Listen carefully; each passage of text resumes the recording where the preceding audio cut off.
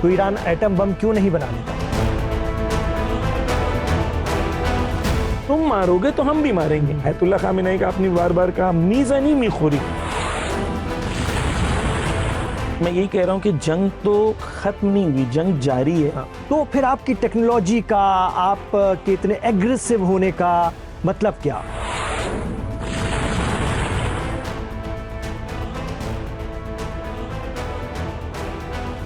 इनकी आप मुझे बताएं इनकी औकात क्या है? उसको नहीं बुलाया जाता, उसको पूछा तक नहीं जाता है, उसका नाम तक नहीं लिया जाता है। सर कटा सकते हैं लेकिन झुका नहीं सकते। ये कौम कभी भी झुकेगी नहीं। और इस्राइल के साथ ये बात है कि वो अपना बचाव भी बेहतर कर सकता है और पलटवार भी बहुत जबरदस्त करता है। मैं आपको यकीन दिला देता हूं कि लेबनान में हिजबुल्लाह कभी भी वेपन्स नहीं डालेगी।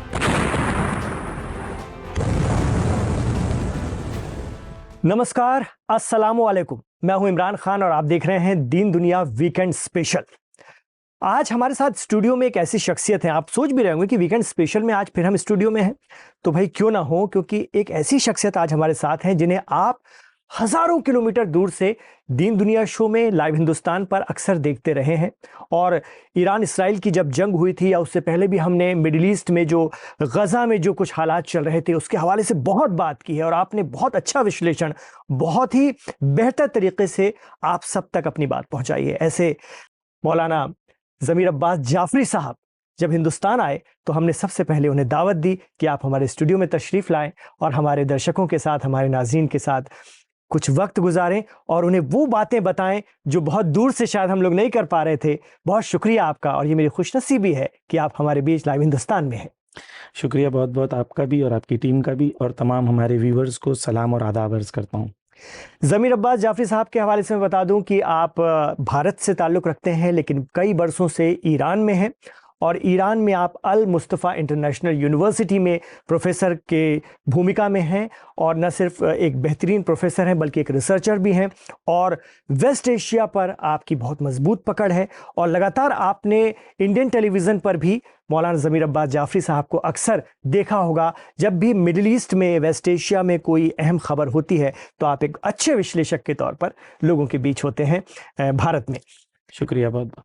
ज़मीर अब्बास जाफरी साहब, आपसे हमारे बहुत सारे दर्शकों मुझे कमेंट में भी बताते हैं, जब आपके बहुत से वीडियोस हमने चलाए, आपका इंटरव्यू हम लोग ईरान से जब करते हैं अक्सर स्ट्रीम यार्ड के ज़रिए जब बात होती है आपसे, तो बहुत से हमारे दर्शक कहते हैं कि ज़मीर साहब से ये पूछिएगा, वो पूछिएगा, तफसील से आप बात कीजिएगा। तो आज वो बहुत सुनहरा मौका है जी, तो उस तरफ बढ़ते हैं।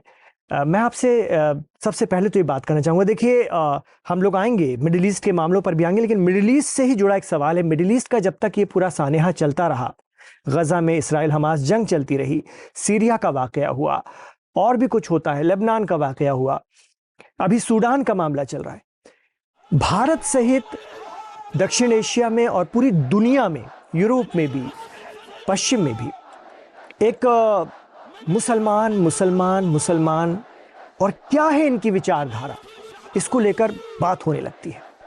और मुसलमान भी कई बार हमें ऐसा लगता है कि इतना ज़्यादा गडमड है चीज़ें कि कंफ्यूज हो जाते हैं कि क्या आइडियोलॉजी है, क्या सही है, किस तरह की, कोई इसे डिस्क्राइब करे, कोई इसे समझाए। मैं भी इसको लेकर के बहुत कंफ्यूज हूँ। तो आज आप हमारे बीच हैं, हमारे साथ हैं, तो मेरी गुजारिश रहेगी, ये जो कुछ मिडिल ईस्ट में, हम मिडिल ईस्ट के हवाले से बात करते हैं, वेस्ट एशिया में जो हुआ, चाहे इसराइल हमास जंग रही हो या कई बार मुस्लिम ग्रुप्स में भी बहुत ज़्यादा टकराव होता है, क्या आइडियोलॉजी है, या फिर तालिबान की हम बात कर लेते हैं या फिर HTS वालों की बात कर लेते हैं, अभी अबू मोहम्मद जौलानी, चाहे तुर्की की बात कर लें, चाहे ईरान की बात कर लें, लगते तो सब मुसलमान हैं, लेकिन फिर इस कदर खिंचाव, इस कदर प्रतिस्पर्धा और ये एक माहौल ऐसा क्यों है जिसको दुनिया समझाने की तो कोशिश करती है लेकिन फिर भी समझ में नहीं आता है। आप इस पर रिसर्च कर रहे हैं, मेरी गुजारिश रहेगी कि इसके बारे में रोशनी डालें। जी, बिस्मिल्लाह रहमान रहीम। बहुत शुक्रिया कि आपने अपॉर्चुनिटी दी यहाँ बात करने के लिए। देखें, मुस्लिम हिस्ट्री को अगर आप देखें तो प्रॉब्लम ये है कि जब भी हम जिस ज़माने में रहते हैं तो हम बबल में रहते हैं, टाइम बबल में। जी। हम पीछे जाके चीजों को नहीं देख पाते हैं, या हम उस टाइम बबल के हिसाब से ही सब चीजों को एनालाइज करते हैं। लेकिन मैं बहुत शॉर्ट में हमारे व्यूवर्स को एक हिस्ट्री बयान करूं कि भाई एक जमाना था जब पूरा ये वेस्ट एशिया, ये एक हुकूमत थी, सेंट्रल गवर्नमेंट थी, और उस जमाने में मुसलमान बहुत ताकतवर थे। या उससे भी पहले जाएंगे तो बीबीसी की एक डॉक्यूमेंट्री है, इस्लाम एंड साइंस जी। तो उस डॉक्यूमेंट्री में बताया गया है कि मिसाल के तौर पर साइंटिफिक प्रोग्रेस मुसलमानों के अंदर कितनी थी। केमिस्ट्री में सबसे पहला मुसलमानों ने हॉस्पिटल्स बनाए। तो एक टाइम लाइन अगर आप देखेंगे तो मुसलमान एक जमाने में प्रोग्रेसिव थे, मुसलमान आगे थे।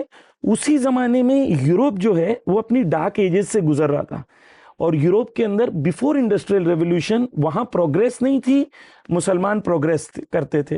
ये मुसलमानों ने जब स्पेन पे कब्जा किया था तो स्पेन में मुसलमान इतनी किताबें ले गए थे जो पूरे यूरोप में उतनी किताबें नहीं थी जितनी मुसलमान स्पेन में किताबें ले गए थे, क्योंकि स्पेन में एक जमाने में मुसलमानों का कब्जा था।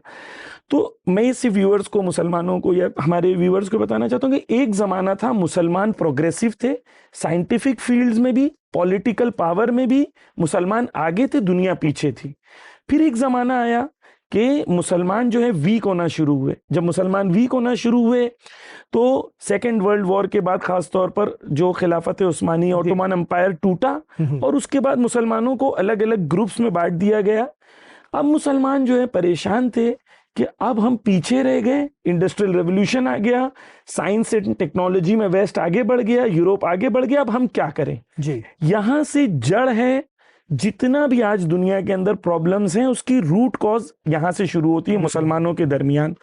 जब मुसलमानों को लगा कि हम पीछे रह गए तो जो मुस्लिम इंटेलेक्चुअल्स थे उसके अंदर कुछ विचारधाराएं आई हुई, इजाद हुई, और उसके अंदर आज अलग अलग देश बन गए वही विचारधाराओं के बेस के ऊपर। मिसाल के तौर पर एक ग्रुप ने कहा कि हमें वेस्ट को फॉलो करना चाहिए, सर से पैर तक हमें वेस्टर्न होना चाहिए। तो मुस्तफा कमाल जिन्होंने टर्की की फाउंडेशन डाली, अतातुर्क जिन्हें कहा जाता है, टर्की का फादर कहा जाता है, उन्होंने टर्की को कहा कि हम इस्लाम को जेल में बंद कर देंगे, मस्जिदों को घोड़ों के स्तबल बना दिए, और मुसलमानों को यह कहा कि आपके लिए हिजाब, मुस्लिम कंट्री में हिजाब इज नॉट परमिसिबल, अभी भी मुस्लिम गवर्नमेंट है लेकिन पार्लियामेंट में आप हिजाब नहीं पहन के जा सकते। तो एक मॉडल आपका ये हो गया कि follow the west for being progressive. Second model उस जमाने में आया, उन्होंने कहा कि ठीक है हम पीछे रह गए, वो आगे बढ़ गए, लेकिन हमारे लिए इंपॉर्टेंट है हमें अपने कल्चर को प्रोटेक्ट करना है। इन्होंने एक्सट्रीम फंडामेंटलिज्म का आइडिया यहां से आया कि हमारी प्रायोरिटी कल्चर को प्रोटेक्ट करना है, प्रोग्रेस करना नहीं है। वहां से एक एक्सट्रीमिज्म की थॉट मुसलमानों के अंदर आई, जो फाइनली सऊदी अरेबिया या मसलन जो पहले सऊदी था वहाब, वो आइडियोलॉजी अब्दुल वहाब के जमाने से एक्सट्रीम फंडामेंटलिस्ट इस्लामिक आइडियोलॉजी वहां से शुरू हुई, जो तालिबान तक आती है। तालिबान यानी सऊदी से शुरू होती है, फिर तालिबान जो आज भी तालिबान है। तो आप देखें उसका असर क्या है। तो अगर आप देखें कि मिसाल के तौर पर टर्की ने साइंटिफिकली प्रोग्रेस किया, ठीक है, लेकिन अपने कल्चर को प्रोटेक्ट करना उनके लिए प्रायोरिटी नहीं था। इसके बाद मैं डिटेल में नहीं जाना चाहता हूं, तो एक नया डिस्कशन शुरू होगा। लेकिन टर्की के अंदर एक आइडियोलॉजी स्थापित हुई वहां पर। उसके बाद जो इस आइडियोलॉजी के अंदर हम देखते हैं उन्होंने टेक्नोलॉजिकल प्रोग्रेस की, लेकिन वहां पर आजादी है, मसलन वहां पे कोई लिबास की पाबंदी नहीं है। उसके बरखिलाफ जैसे ही इनके पास एक्सट्रीमिस्ट पावर्स के पास जो है पावर आया, तो इन लोगों ने क्या किया। मिसाल के तौर पर सऊदी के अंदर वुमेन्स को पहले राइट्स नहीं थे। मिसाल के तौर पर अगर वो ड्राइविंग भी करना चाहती हैं तो खातून ड्राइव नहीं कर सकती, इतना एक्सट्रीमिज्म था। तालिबान में अगर हम आते हैं, अभी तालिबान रिसेंटली उनके पास जैसी हुकूमत आई, तो हुकूमत आते के साथ इन लोगों ने कहा कि औरतें पढ़ाई नहीं कर सकती हैं, इल्म हासिल नहीं कर सकती हैं, जबकि रसूलुल्लाह की हदीस है, रसूलुल्लाह कहते हैं मुसलमानों के लिए फरीजा है, मर्द हो या औरत, हदीस में मर्द हो या औरत, उसके लिए इल्म हासिल करना वाजिब है, ऑब्लिगेटरी है, कंपलसरी है। लेकिन उन्होंने कहा नहीं, वो वाला इल्म नहीं चाहिए, मॉडर्न और साइंटिफिक इल्म नहीं चाहिए। तो मुसलमानों में दो विचारधाराएं आ गई, एक ये एक्सट्रीम कि आप रिलीजन को छोड़ें, कल्चर को छोड़ें, आप प्रोग्रेस करें। दूसरी आइडियोलॉजी क्या है, रिलीजन और कल्चर इंपॉर्टेंट है, बाकी चीजें इंपॉर्टेंट नहीं है। अब तीसरी आइडियोलॉजी जो है जमालुद्दीन अफगानी, जो हिंदुस्तान भी आए थे और उन्होंने उनको जमालुद्दीन, कुछ लोग जमालुद्दीन अफगानी कहते हैं, खुद आपके लिए एक रिसर्च का अच्छा टॉपिक है जमालुद्दीन अफगानी कौन थे। कुछ लोग उनको जमालुद्दीन अफगानी कहते हैं, कुछ लोग उनको अरब कहते हैं, अलग अलग नजरिए। ये टाइप की आइडियोलॉजी जो थी, उन लोगों ने एक इस्लाम को प्रेजेंट किया, कहा कि इन इस्लाम में हमें अपने कल्चर को प्रोटेक्ट करना है। इसका मतलब ये नहीं कि हम प्रोग्रेस नहीं कर सकते। तो वो प्रोग्रेसिव थॉट कि इस्लाम, उसका गोल्डन लाइन ये है कि इस्लाम के अंदर कैपेसिटी है मॉडर्न वर्ल्ड के अंदर चीजों को मैनेज करना, ग्रो करना, सरवाइव करना, हत्ता दूसरों को गाइड करना। यानी खुद इस्लाम सोर्स होगा आपका मॉडर्न वर्ल्ड में एग्जिस्ट करना, बल्कि लीड करना जी। तो ये इंपॉर्टेंट चीज है कि इन्होंने साइंस और रिलीजन को कॉम्पिटिटिव नहीं समझा, कॉम्प्लीमेंट्री समझा कि साइंस और रिलीजन दोनों एक दूसरे को कॉम्प्लीमेंट करते हैं, कंपटीशन नहीं है। जैसे उसके पहले वाली सोच में कंपटीशन था, साइंस और रिलीजन, इन लोगों ने कहा नहीं साइंस और रिलीजन। तो आज भी मिडिल ईस्ट में यही आपको ग्रुप्स नजर आते हैं जी। सऊदी को ले लें, तालिबान को ले लें, अब तो सऊदी अपने आप को चेंज करना चाहता है क्योंकि पहले जो सऊदी था, या तालिबान ले लें, या ये एक्सट्रीमिस्ट आइडियोलॉजी अभी भी है जिनके लिए रिलीजन एक एक्सट्रीमिज्म का मजहर है, या इसके बरखिलाफ टर्की का एक मॉडल है। जो ईरान का मॉडल है वो वही मॉडल है जिसको जमालुद्दीन अफगानी या इमाम खुमैनी तीसरी आइडियोलॉजी है, जहां पर आप देखें ईरान के अंदर, आप तालिबान और ईरान को कंपेयर करें, दोनों इस्लामिक गवर्नमेंट है। ईरान के अंदर जो यूनिवर्सिटीज हैं उसमें 34% प्रोफेसर फीमेल्स हैं। ईरान के अंदर जो टॉप वो है क्वालिफिकेशंस हैं, जैसे इंजीनियरिंग, मेडिसिन, इनमें 60% से ज्यादा फीमेल्स हैं। ईरान के रिसर्च डॉक्यूमेंट्स में 50% से ज्यादा फीमेल्स हैं। 1979 से पहले ईरान में 37% लड़कियां पढ़ी लिखी थी, जो बिटवीन 15 एंड 24 है। अभी 98% लड़कियां वहां पढ़ी लिखी हैं।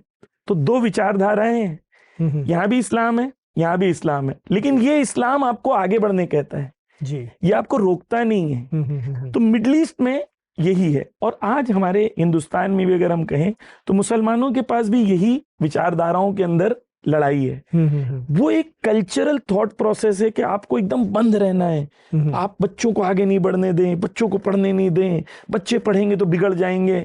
उसके बरखिलाफ एक आइडियोलॉजी है कि बच्चों के इस्लामिक रूट्स को आप इतना स्ट्रेंथन करें कि ये यूनिवर्सिटी जाएं, कॉलेज जाएं, डॉक्टर बने, प्रोग्रेसिव बने, लेकिन इनके आइडियोलॉजिकल रूट्स इतनी स्ट्रांग है कि ना कि वो सरवाइव करेंगे बल्कि वो दूसरों को अपना पैगाम भी देंगे। तो ये मुसलमानों की विचारधाराएं इस वक्त पूरी दुनिया के अंदर यही मेन विचारधाराएं मौजूद हैं। ये तो गई विचारधारा की बात, लेकिन जो कुछ हुआ मिडिल ईस्ट में, वेस्ट एशिया में, वो भी दुनिया ने देखा, पिछले 2 साल में भी देखा और आज भी देख रही है जी।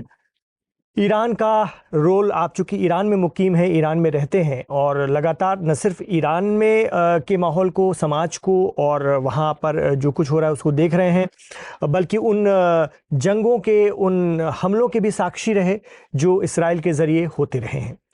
आपसे जानना चाहेंगे, फिर तो मैं ये आपसे पूछ सकता हूँ कि जब इतनी आइडियोलॉजी की आपने बात की तो ईरान एटम बम क्यों नहीं बना लेता? जी देखिए, मैं इसलिए कि प्रोग्रेसिव है तो बना लेता, ये क्या वजह है? जब इतना दबाव है और जब इतने इल्जामात उस पर लगते हैं जिसको लेकर के उसको दुनिया से अलग थलग रखा गया है, तो फिर बना क्यों नहीं लेता? जी देखिए, जंग जो है ना, एक बार ताकत की जंग होती है, ठीक है। इसके अंदर जैसे एक महल्ला है, उसके अंदर ये डिसाइड करना है कि सबसे बड़ा गुंडा कौन है, ठीक है।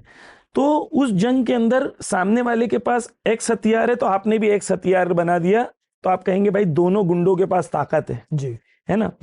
जंग अगर ये वाली है, ताकत है सिर्फ, तो उसके अंदर बनाना चाहिए।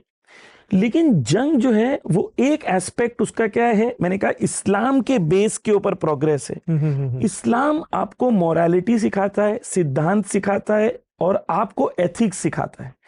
इस्लाम आपको इजाजत नहीं देता कि आप ऐसे कोई वेपन को बनाएं जिससे हजारों इंसान या लाखों इंसान मरे, बल्कि नस्ल दर नस्ल अभी भी जापान में जो बच्चे पैदा हो रहे हैं उनके ऊपर वो आसार नजर आ रहे हैं, जो एटम बम अमेरिका ने मारा था उसके आसार अभी भी नजर आ रहे हैं। तो सवाल ये है कि अगर आप किसी रब को मानते हैं जी, क्या वो खुदा आपको इजाजत देता है, चाहे किसी भी खुदा को माने, क्या आपको एक आपका परवरदिगार, आपका ईश्वर इजाजत देता है कि आप ऐसा बम बनाएं जो बम लाखों इंसानों को एक साथ मार दे?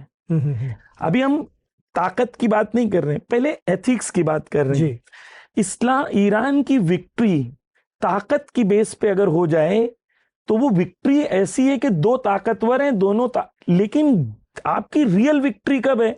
जब आप जीते जंग में, लेकिन एथिकल विक्ट्री के साथ। यानी ये एथिकल मॉडल हजरत अली का है कि जंग के अंदर जंग जितना इंपॉर्टेंट नहीं है, अपनी एथिकल सिद्धांतों वाली विक्ट्री ज्यादा इंपॉर्टेंट है। आप देखें, अगर आप हार जाते हो लेकिन आप एथिकली मजबूत हो, आपके सिद्धांत, आपके वैल्यू सिस्टम, तो लोग आपकी मौत के बाद भी आपके फेवर में होंगे और जिसने मारा उसके मुखालिफ होंगे। तो ईरान एक आइडियोलॉजिकल मुल्क है जहां पर एथिक्स है। तो पहली चीज ईरान के लिए न्यूक्लियर बॉम्ब बनाने के लिए कुरान, रसूल अल्लाह और अहले बैत की तालीम यह है कि आप ऐसी चीज नहीं बना सकते, आपके लिए जायज नहीं है बनाना। खूब, जब जायज नहीं है तो जायज नहीं है, ठीक है। दूसरी चीज, जो लोग कहते हैं न्यूक्लियर बॉम्ब बना दो, अक्सर उनका ये क्लेम होता है कि अगर आप न्यूक्लियर बॉम्ब और न्यूक्लियर पावर हो तो आप पे कोई हमला नहीं करेगा। यही बेस है ना, बैलेंस हो जाता है, शक्ति संतुलन हो जाता है। हाँ, लेकिन ऐसा होता नहीं है। आप देखें, रशिया के पास न्यूक्लियर वेपन नहीं है। है तो कैसे यूक्रेन से जंग के अंदर है? 2 साल हो गए, 2 साल से भी ज्यादा हो गए, बिल्कुल, है ना, जंग के अंदर है, कंटिन्यूअस जंग में। इतने न्यूक्लियर वेपन से कि सेकंड न्यूक्लियर पावर पूरी दुनिया का इस वक्त न्यूक्लियर वेपन्स का पावर रशिया है। क्या ये न्यूक्लियर वेपन्स ने रशिया को जंग से बचा पाया? क्या ऐसा हुआ कि उसके ऊपर हमला नहीं हुआ? न ऐसा हुआ न वैसा हुआ। यानी ये जो लोग सवाल करते हैं और कहते हैं कि भाई ईरान अगर न्यूक्लियर बॉम्ब बना लेगा तो लोग हमला नहीं करेंगे, ऐसा कुछ नहीं है। क्योंकि न्यूक्लियर बॉम्ब बनाना एक और चीज है, न्यूक्लियर बॉम्ब का इस्तेमाल करना एक और चीज है। लेकिन फिर इसी बिना पर, इसी वजह से उस पर लगातार हमले होते रहे हैं। हाल ही में जो 13 दिनों की जंग हुई थी वो भी इसी बिना पर हुई, और ईरान के जो न्यूक्लियर सेंटर्स थे जहां पर आरोप लगा कि वो यूरेनियम एनरिच कर रहा है, उस पर अमेरिका ने नुकसान पहुंचाया, उसको नुकसान पहुंचाया, उस पर हमला किया, ऐसा दावा किया गया।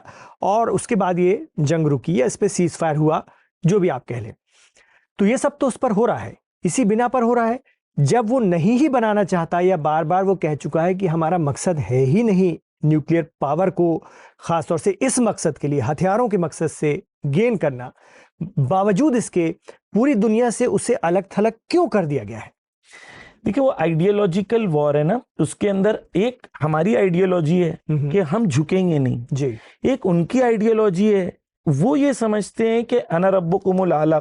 फिरौन कुरान में कहता था कि मैं, जो हजरत मूसा या मोजेस के मुखालिफ में फराओ था, वो ये कहता था कि मैं सबका रब हूं, I am the owner of everybody, तो सब मेरी इताअत करना चाहिए। तो ट्रम्प हैं या वेस्टर्न पावर्स हैं, इनके सामने यही है कि आप मेरे सामने गुलाम बन के खड़े रहो, ठीक है। अगर नहीं बन के खड़े रहोगे तो हम लड़ेंगे आपसे। आपके पास 2 चॉइस है, या तो आप उनके पावर्स की वजह से डर जाएं जी, और आप कहें भाई ठीक है ये हमारे रिसोर्सेज हैं आप ले लें, या दूसरा ये है कि आप रेजिस्टेंस दिखाएं, ठीक है। अगर आप रेजिस्टेंस दिखाएंगे तो लड़ाई होगी, जाने जाएंगी, जंग होगी, लेकिन फाइनली आपका नुकसान कम होगा। क्यों कम होगा जी? क्योंकि वैसे तो आप ट्रिलियंस ऑफ डॉलर्स उठा के ऐसे ही दे रहे हैं। यानी अभी सऊदी ने और कतर ने और दुबई ने जब ट्रम्प आया तो बिलियंस ऑफ डॉलर्स दिए ना गिफ्ट के तौर पे, प्लेन भी गिफ्ट, गोल्ड वाली प्लेन गिफ्ट करी। तो फाइनली ईरान ने जितना जंग में खर्च किया वो ज्यादा था, या इजराइल को, या इन लोगों ने जो मिडिल ईस्ट की कंट्रीज है, इन लोगों ने जो गिफ्ट किया वो ज्यादा था। अब गौर करें, ईरान ने कम खर्च किया, नुकसान ईरान का कम हुआ जी। ये लोग क्यों कर रहे हैं? क्योंकि इनकी आइडियोलॉजी, आप देखें जंगल, मौला अली कहते हैं दुनिया जो है ना, हजरत अली अलैहि सलाम नहजुल बलागा में कहते हैं दुनिया जंगल की तरह है। इस जंगल में हर बड़ा जानवर छोटे जानवर को खाने के फिराक में। ठीक है, जब तक शेर को ये लगता है ना कि मैं इसको दबोच लूंगा, तब तक शेर जो है दबोचता है। आपने YouTube वगैरह पे वीडियो देखा होगा कि 200 गायें हैं और शेर हमला करता है जी, तो वो 200 गायें जो हैं वो भाग जाती हैं, है ना, लेकिन एक छोटी गाय माँ जो है वो देखती है कि मेरा बच्चा पकड़ा गया। वीडियो देखा होगा आपने। जब ये 200 गाय पलट के हमला करती हैं तो शेर भाग जाता है। देखा है कि बिल्कुल बिल्कुल। आप मुझे बताएं, शेर ताकतवर है या गाय ताकतवर? बिल्कुल सही कह रहे हैं। गाय ताकतवर है। शेर कब तक जीतता है? जब तक शेर अपने खौफ को गाय के अंदर इजाद कर दे। एक्चुअली शेर ताकतवर नहीं है, शेर का खौफ सामने वाले को कमजोर बना देता है। दुनिया ऐसी है जी। जब तक ईरान को लोग समझेंगे कि भाई ये कमजोर है जी, तब तक हमला करेंगे। अब जब ईरान ने दंदान शिकन या दांत तोड़ने वाला जवाब दिया तो इजराइल ने हाथ जोड़ के, खुद नेतन्याहू ने कहा कि हमारे सामने बार बार फोन किया है नेतन्याहू ने और हाथ जोड़ा कि भाई इस जंग को बंद कराओ। या जो मेयर थे उसके, इनकी एक सिटी के, उन्होंने कहा कि अगर ये जंग 7 दिन चलेगी तो इस सिटी में कोई चीज बाकी नहीं रहेगी। तो ईरान ने जब इतना पलट के हमला किया जी, इनको ये पता चल गया कि इस जंगल में अगर मैं शेर हूं तो कोई और भी शेर है। लेकिन एक बात है इसमें, एक बात है, ठीक है, ये तो आपने बताया पलटवार बहुत तगड़ा था ईरान का, हर तरफ धुआं कर दिया, इस्राएल के कोने कोने पर मिसाइल मारी। लेकिन ये भी तो एक सच्चाई है और कड़वी सच्चाई है कि ईरान का जो पासदारान इस्लाम है या IRGC है, उसकी टॉप लीडरशिप को एक बार में खत्म कर दिया। और खुद सुप्रीम लीडर निशाना थे, उन्हें भी कहीं ना कहीं कहा जाता है उस वक्त जो मीडिया रिपोर्ट आई कि उन्हें सेफ जोन में जाना पड़ा। तो फिर आपकी टेक्नोलॉजी का, आप के इतने एग्रेसिव होने का मतलब क्या? और इस्राइल के साथ ये बात है कि वो अपना बचाव भी बेहतर कर सकता है और पलटवार भी बहुत जबरदस्त करता है, मतलब आक्रामक भी है और बचाव भी कर सकता है। तो क्या ईरान की ये कमजोरी नहीं है? जी देखिए, इसको मैं ऐसे आपको एक्सप्लेन करूं कि एक बॉक्सिंग मैच, जी ठीक है, उस बॉक्सिंग मैच में 2 बॉक्सर हैं, दोनों बॉक्सर में ताकत है कि दोनों एक दूसरे को मार सकते हैं। ठीक है जी। ये क्लेम के इजराइल की जो सिक्योरिटी है वो बहुत अच्छी है, ये तो ईरान ने इसको ध्वस्त कर दिया, इसको तबाह कर दिया, क्योंकि ईरान ने उनके रिसर्च सेंटर्स पे मारा, मोसाद के हेडक्वार्टर पे मारा, उनके तमाम जो AI के सेंटर्स थे उस पे मारा। जहां ईरान चाहता था, जिस पॉइंट पे चाहता था इजराइल में, ईरान ने वहां पे मारा, ये क्लियर है। उन्होंने भी जहां चाहा वहां मारा ईरान के अंदर, तो ठीक है ना। तो दोनों पावर्स में इतनी ताकत है कि दोनों एक दूसरे को मार सकते हैं, है ना, ये क्लियर है। ऐसा नहीं है, ठीक है, इजराइल के पास, ईरान ये क्लेम नहीं करता कि हमारे पास इतनी टेक्नोलॉजी है कि हम पूरी दुनिया के सुपर पावर बन गए, ये नहीं क्लेम कर रहा है ईरान जी। क्योंकि आप कंपेयर करें, ईरान एक तरफ इनकलाब 1979 में है, 10 इयर्स उसके बाद सद्दाम के थ्रू वेस्ट ने वॉर करवाए, 1990 तक, 89 तक वॉर चला, 90 से लेके 2025 35 इयर्स हैं। ईरान को टोटल मिले अपने आप को बनाने के लिए, ये जो कुछ भी ईरान ने बनाया है 35 इयर्स में, और 35 इयर्स में सैंक्शंस हैं जो ईरान कुछ खरीद भी नहीं सकता जी। तो आप देखें, एक तरफ आपकी कौन लड़ रहा है बॉक्सिंग मैच में जी, एक वो टीम लड़ रही है जो अंडर सैंक्शन है, उसके बावजूद इतनी ताकत हो जाना कि इजराइल के कोने कोने को मार पाना, ये बजाते खुद उसके कुदरत को बता रहा है। ये क्लेम नहीं है इमरान भाई कि ईरान इतना पावरफुल हो गया है कि अब कोई ईरान पे हमला नहीं कर सकता है और ईरान की ये टेक्नोलॉजी, ये क्लेम ही नहीं है जी। क्लेम ये है कि अगर तुम मारोगे तो हम भी मारेंगे। आयतुल्ला खामेनी का आपने बार बार कहा मीज़ानी मीखोरी, ये नहीं, मीज़ानी तुम मारोगे तो मार भी खाओगे, ये नहीं कहा कि तुम मार नहीं सकते, आप समझे, यानी ईरान ये क्लेम ही नहीं कर रहा है फिलहाल। प्लस दुनिया जो है ना, इसके अंदर लोग ये सवाल करते हैं रशिया क्या कर रहा है, चाइना क्या कर रहा है, ये दुनिया खुदगर्ज दुनिया है, जंगल है। रशिया उतनी मदद करेगा जितना उसको ये लगे कि कल ईरान इतना ताकतवर नहीं बन जाए कि मुझ पर चढ़ जाए। चाइना उतनी मदद करेगा कि जब तक लगेगा कि कोई ऐसी कंट्री हो जो कंट्री को दबा सके। लेकिन अगर उसे लग रहा है कि नहीं, इतनी ताकतवर कोई कंट्री है तो चाइना उतना सपोर्ट नहीं करेगा। ईरान ने जो भी प्रोग्रेस हासिल किया है वो खुद के बल पे किया है, जो इंपॉर्टेंट है हमारे व्यूअर्स के लिए एज अ लेसन। तो ये क्लेम करना कि ईरान इजराइल से मुकाबला जो है, तो ये हमारे लिए क्लियर है। लेकिन यहाँ पर एक और हमारे दर्शक भी अक्सर कमेंट बॉक्स पर लिखते हैं कि बहुत सारे हर विचार के और हर तरह से चीज़ों को समझने वाले दर्शक होते हैं। बहुत से दर्शक मैं पढ़ता हूँ लिखते हैं कि ये सारी गड़बड़ ईरान ही करता है। जब आप के पास उतनी ताकत नहीं, जैसे कि आप बता रहे हैं कि बड़े जो उनके जो ताकतवर दोस्त हैं वो भी एक लिमिट तक ही उनका साथ देंगे, फिर आप क्यों मुदाखलत करते हैं, क्यों दखल अंदाजी करते हैं अपने से बहुत दूर के इलाकों तक? मैं बात कर रहा हूँ फिलिस्तीन की। आपने अपनी फॉरेन पॉलिसी का उसको अहम हिस्सा क्यों बनाया? उसके बाद में जब उस पर कोई बात होती, जब इसराइल और हमास के बीच में सीज फायर अभी फाइनल वाला हुआ, तुर्की को बुलाया, कतर को बिठाया, सऊदी के प्रतिनिधि को बुलाया, एर्दोगान तो खुद बैठे, साइन हुई, कतर के जो अमीर हैं, चीफ हैं, वो बैठे, ईरान का कोई बाशिंदा नहीं। जो मुकावमत को या संघर्ष, जो रेजिस्टेंस है उसको लीड करता हो, या जो उस कॉज को लेकर सबसे ज्यादा पिछले 47 सालों से अगवा रहा हो, उसको नहीं बुलाया जाता, उसको पूछा तक नहीं जाता है, उसका नाम तक नहीं लिया जाता है। तो ना आपकी ताकत के आधार पर आपको मान्यता दी जा रही है और ना ही आपकी कूटनीति के आधार पर। इसके क्या मायने निकाले जाए? जी, और आप पार्टी हैं, उसमें दावा करते हैं, लेकिन वो मानता नहीं कोई आपको पार्टी। जी देखिए, क्लियर है कि आप हमास को या वो लोग जो रेजिस्टेंस ग्रुप्स हैं जी, उनके जितने भी लीडर्स हैं, उनके आप स्टेटमेंट्स जब सुनेंगे तो उन्होंने स्टेटमेंट में सिर्फ 4 लोग कंट्रीज का नाम लिया जी, ठीक है। उन्होंने ईरान का नाम लिया, यमन का नाम लिया, लुबनान का नाम लिया, और दुनिया के वो लोग जिन लोगों ने साथ दिया, हमास के लोगों ने, हमास के लोगों ने, ठीक है ना। जितने भी हमास के लीडर्स हैं उन्होंने क्लियरली इन्हीं लोगों को अपना, उन्होंने कहा कि ये लोग वो हैं जिन्होंने हमें सपोर्ट किया जी, है ना। बाकी लोगों ने खाना दिया होगा, ट्रक पहुंचा दी होगी, लेकिन जब आप मार खा रहे हो और गोली खा रहे हो तो आपको गोली चाहिए, आपको खाना नहीं चाहिए। भूखे भी आप लड़ लेंगे, लेकिन आप जिंदा रहोगे तो आप खा पाओगे ना। तो जो रेजिस्टेंस वाले लोग हैं उनके लिए बिल्कुल क्लियर है कि ईरान क्या है, ईरान का रोल क्या है। ईरान का 3 किस्म की जंग है जी। एक जंग है मिलिट्री वाली, एक जंग है जो ये वाली जो पॉलिटिकल या आप कहें जिसके अंदर फॉरेन पॉलिसी टाइप की जंग है जी, डिप्लोमेसी वाली जंग है।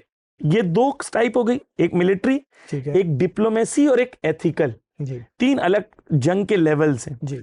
ईरान मिलिट्री वाली जंग में रेजिस्टेंस के बिल्कुल साथ में है। डिप्लोमेसी वाली जंग में अमेरिका से बात कौन करेगा जी? ईरान तो नहीं करेगा। इजराइल को नेगोशिएट कौन करेगा? ईरान तो इजराइल को एग्जिस्टेंस ही नहीं मानता है। ईरान तो इजराइल के साथ बात ही नहीं करेगा जी। तो जब डिप्लोमेसी की बात आएगी तो हमास किसको चूज करेगा डिप्लोमेटिक बात करने के लिए? वो ईरान को नहीं चूज करेगा, और ईरान खुद आएगा भी नहीं। क्यों नहीं आएगा ईरान? क्योंकि ईरान की ना अमेरिका से बनती है ना इजराइल से बनती है। हमास की तरफ से नेगोशिएट वो करेगा जिनकी उनके साथ अच्छी बनती है, तो इसमें कोई वो नहीं है, प्रॉब्लम नहीं है। लेकिन मिलिट्री वाली जंग में ईरान और यमन और हुसी ये लोग एक हैं जी। डिप्लोमेसी वाली जंग में जो इन लोगों का डिप्लोमेटिक फ्रंट है, वो डिप्लोमेटिक फ्रंट जो है वो बिल्कुल क्लियर है कि हमास के लिए भी इंपॉर्टेंट है कि अगर वो नेगोशिएट करना चाहता है जी, तो क्योंकि ईरान, देखिए ईरान की जो आइडियोलॉजी है वो इंपॉर्टेंट है आपके व्यूअर्स के लिए भी समझना कि ईरान 2 स्टेट सोल्यूशन को नहीं मानता। अच्छा, ईरान तो मानता ही नहीं है कि इसराइल को एग्जिस्ट करना चाहिए बुनियादी तौर पर जी, ठीक है ना। तो ईरान इसके साथ मैच भी नहीं खेलता है। ईरान कहता है कि एक स्टेट होना चाहिए। आप नेगोशिएट तब करते हैं जब आप उसके एग्जिस्टेंस को कबूल करते हैं, आप उनके एग्जिस्टेंस को ही कबूल नहीं करते। ये जिद नहीं है, ये जिद नहीं है, एक तरह की जिद नहीं है, और एक तरह से डिस्टरबेंस क्रिएट करने की जो चीजें अब मुमकिन ही नहीं है, हो ही नहीं सकती, उसका एक हल निकल सकता है।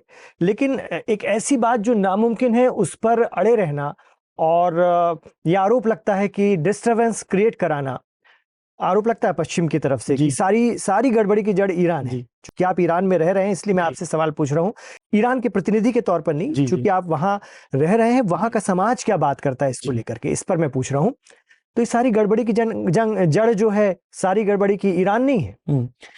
देखिए, इसको इस तरीके से देखें कि किसी के घर में हमला हो गया जी, ठीक है, और पूरी फैमिली को आपने लेके जाके टॉयलेट में बंद कर दिया जी, ठीक है, और जब टॉयलेट में बंद कर दिया फैमिली को, और वो फैमिली अगर दरवाजा ठोके जोर जोर से, कहे कि भाई मुझे आने दो बाहर, तो आप कहें ये क्यों इतनी आवाज कर रहा है, क्यों गड़बड़ी कर रहा है ना?